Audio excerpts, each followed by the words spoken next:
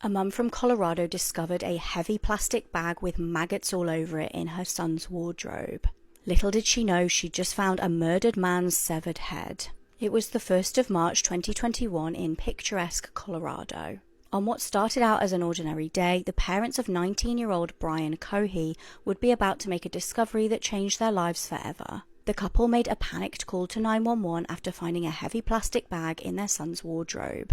Inside the bag was a human head and hands. Police obviously turned up straight away to the property and questioned Brian. They told him his parents were concerned about what they found in the wardrobe, to which he'd replied, "A human head and hands, from that fella that went missing recently." Police asked him how he ended up with the body parts of the man in his wardrobe. He calmly told them that he'd murdered him with a knife. He told police, "I've always wondered what murder felt like." Now, Brian's mum, Terry, obviously had a hideous shock when she made the discovery in the wardrobe. She said that she'd been tidying Brian's room and found a heavy plastic bag covered in maggots. She immediately called her husband, and the pair knew something was seriously wrong. The couple told police that their son was obsessed with morbid things. Brian admitted to officers that he'd been driving along when he saw 69-year-old Warren Baines. The man had been homeless at the time. Brian described callously going up to the man and putting a knife in his neck. He stabbed the innocent man to death. He then tried to get away with the murder by pleading insanity. He claimed that mental health issues and environmental stressors caused him to become insane. 2 psychologists concluded that he was in fact sane. Jurors found him guilty and he was sentenced to life without the possibility of parole. Have you ever heard of the twin paradox? A set of twins. This is the space one? Yeah. Yeah! I saw it was Neil deGrasse Tyson. Yeah. Was talking about it. You have a set of twins, and they're both 5 years old. Okay. This is going to blow your mind. Oh, You no. take one of those twins, put them in a rocket ship, and send them to space, but they're traveling 90% the speed of light. And what that does, when you're traveling that fast, the clock is ticking, like time slows down, basically. Okay. Slows down by 44%. Wow. How do we know that? Just math. It's called math, Lily. Okay. And so that means they're aging slower. But if you were to take that same 5-year-old and send them to space and going 99.9% the speed of light, by the time they took a trip that was 5 years for them, when they would come back to Earth, they would be 10 years old. Okay. And their twin would be 110 years old. The twin on Earth? Yeah. Wow. So that's how just like light and time Weird. and stuff moves. Is that where billionaires are going? Are they traveling at light speed so they live longer? Don't know! Fam, have you heard that a billionaire has just been caught hiding the last Titanoboa? No way. Yo, check this out. So the Titanoboa is the deadliest snake that ever existed. It is said to measure up to 20 meters long and can easily crush its prey. Everyone thought that this creature was extinct. However, rumors began to circulate that a famous billionaire named Kelsey Warren might be hiding the last Titanoboa. So, it started when Kelsey posted a tweet of himself, but when people looked closer, they could see a huge snake in the image. This led people to wonder if he might be hiding the last Titanoboa. But no one was sure until the FBI obtained a search warrant to search his house for the danger and secret of a species once considered extinct. Kelsey's house was absolutely huge and was located on the edge of a jungle. The men began to look around. However, they could not find anything suspicious. It took them several hours, but eventually they had searched everything and all seemed valid. However, as they were about to leave, they saw a small door in the corner with an old rusty sign. They quickly approached it, opened the door, and bro, what they saw next they would never forget. There was a 20-meter snake chained in a cage. One of the agents quickly took out a camera and filmed a video before leaving with the evidence. If you want to see it, follow us. Click here, on more, and then on photo.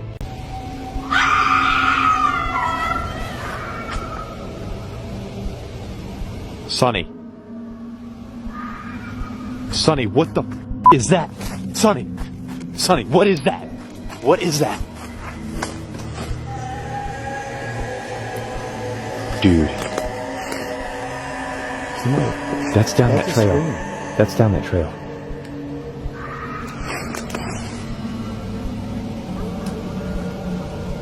Hello? Sonny, we gotta go down that trail. Somebody's getting up, dude.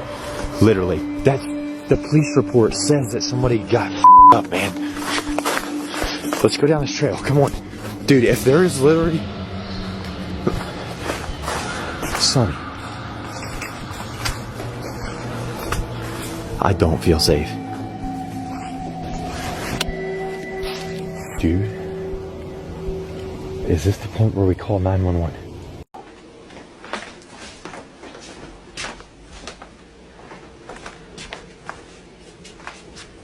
Who the hell's in here?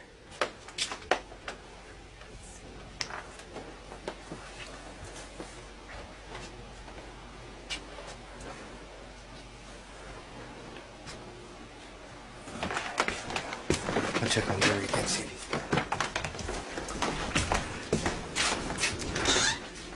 Call him or something. Get him on the phone or something. Call him. He ain't over here yet.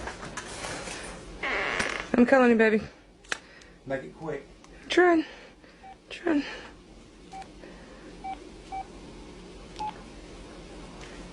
Here he is. Huh? Here he is. Hurry, get in here, Jerry. Get back down. Get the hell out of here. Let's go.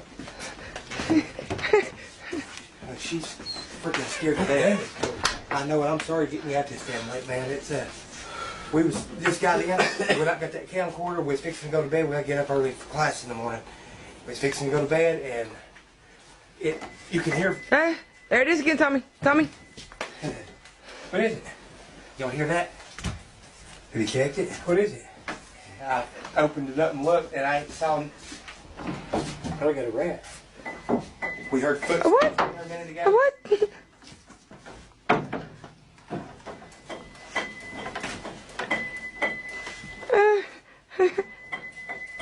We was hearing goddamn footsteps and everything. Now we're this staircase going now. I wish fuck you could hear them goddamn footsteps and shit again. It sounded just like. Didn't sound like human footsteps. It sounded like fucking. Like. I don't know, like claws or. Fucking animal hoofs or something that are hitting the fucking floor. There wasn't nothing here. It came from the in through there and it came right up to the piano and the freaking piano started playing.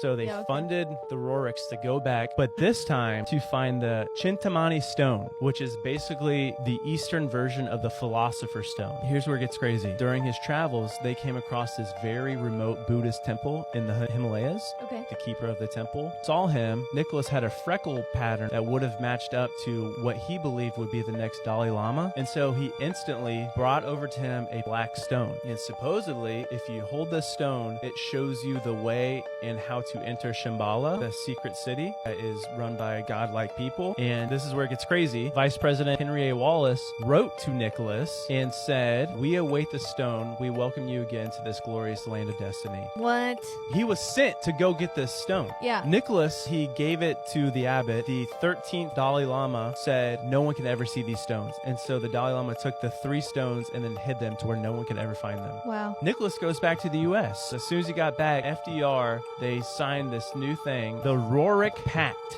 The Rorik Pact played a huge instrumental piece into the foundation of the United Nations. These are the 10 most gruesome torture methods that humans have ever come up with.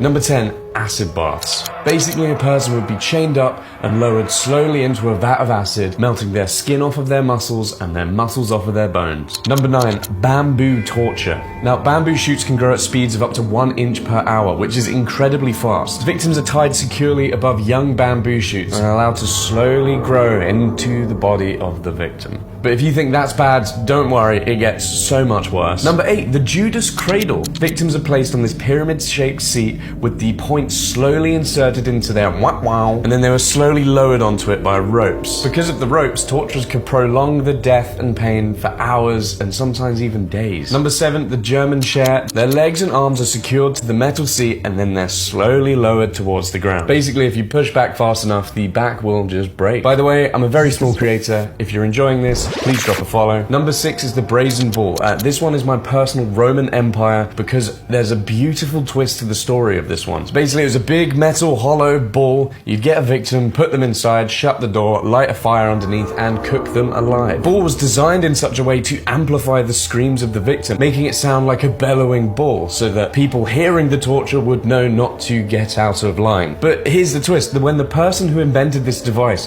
presented it to the king said, "How does it work?" work? Could you show me? And the king slammed the door shut, lit the fire underneath him, and he was cooked alive by his own device. Number 5, rat torture. Basically, you trap a bunch of rats in a cage on a victim's body and start to heat the cage up. The rats, of course, panic. They become desperate to escape. They start burrowing, they start digging, and the only way they can dig is directly into the victim. Number 4, white torture. They simply put you in a white room. It was pure sensory deprivation. People who have gone through this say that when they came out of it, they never felt free again. Number 3, North Vietnamese prisoner of war torture. They would hang prisoners by their ankles with a nest of biting ants over their face until they'd lose consciousness. They'd suspend them in wells, so if they fell asleep, they'd drown. Or they'd get tiny wedges of bamboo, insert them under your fingernails, and let them start to grow. But it gets so much worse. Number 2, Unit 731's human experimentation. This was pure malice. During World War II, the Imperial Japanese Army conducted horrible experiments on its prisoners of war. But don't worry, they didn't consider them people, they just considered them test subjects, or they called them logs. They would cut people open while alive just to see how it affected the organs. They'd remove people's limbs and try and attach them to other sides of their body, obviously while they're awake. And of course, they tested various biological weapons such as grenades filled with ticks that carried horrible diseases. But number 1 is flaying. If you know,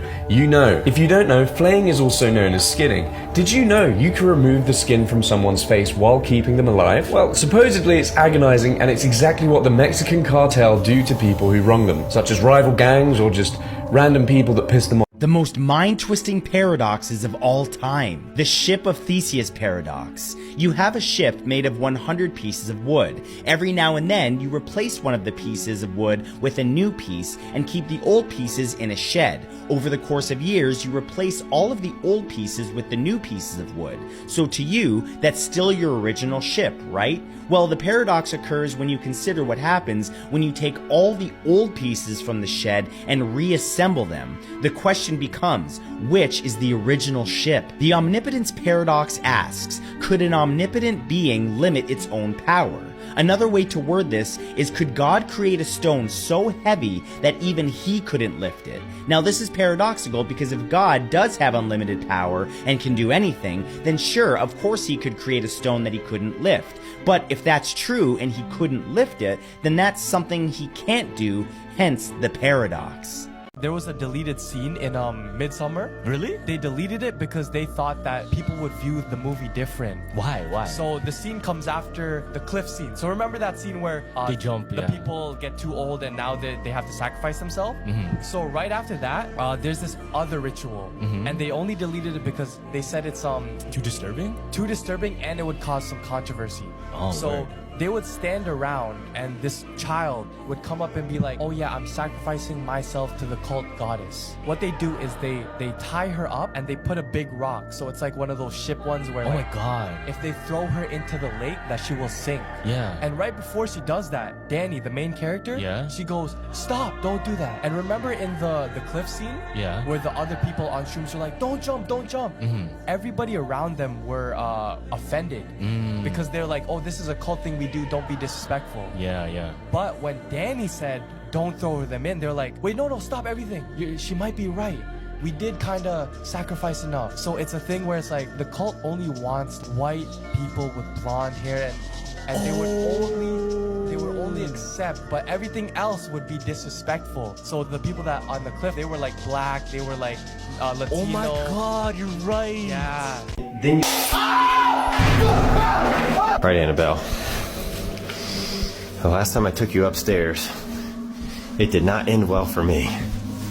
It more or less ended well for you.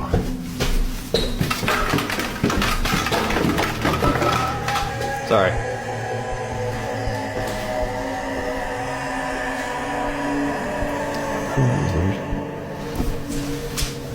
Okay, so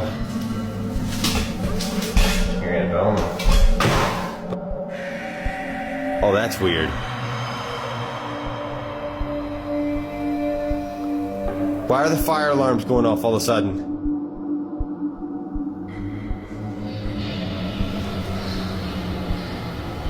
Backyard. Backyard? Is that what you just said? Backyard? Okay, weirdest thing ever, my camera literally just stopped. Ow! Freaking mosquito ass bitch. There is a thing about a guy who used to work in the Navy in the 70s. They placed an acoustic sensor device all throughout the ocean floor in the certain areas. This was to map the ocean floor, detect submarines, and find other anomalies and stuff. The technology covers a large portion of the ocean floor and has given the Navy an amazing perspective of their underwater terrain. One of the contacts while in the Navy who was responsible for monitoring the sensors and everything, they would discuss underwater submersible objects that detected that would travel at thousands of miles per hour underwater. What are you talking about? He said they also have detected various structures underwater that are active and that they stay clear of. And so those might be like volcanoes or whatever, but they're detecting actual anomalies This came out underwater. recently? This is a report from a guy that worked in the Navy in the 1970s. That was in the 70s? They were tracking this stuff? When they placed the sensor devices on the ocean floor. That is so cool. So, you know how you get stoked about space? Yeah. I get stoked about the ocean. Well, those are probably like alien stuff, though. Yes! Oh. They're meeting. Dude, the ocean freaks me out way more than space.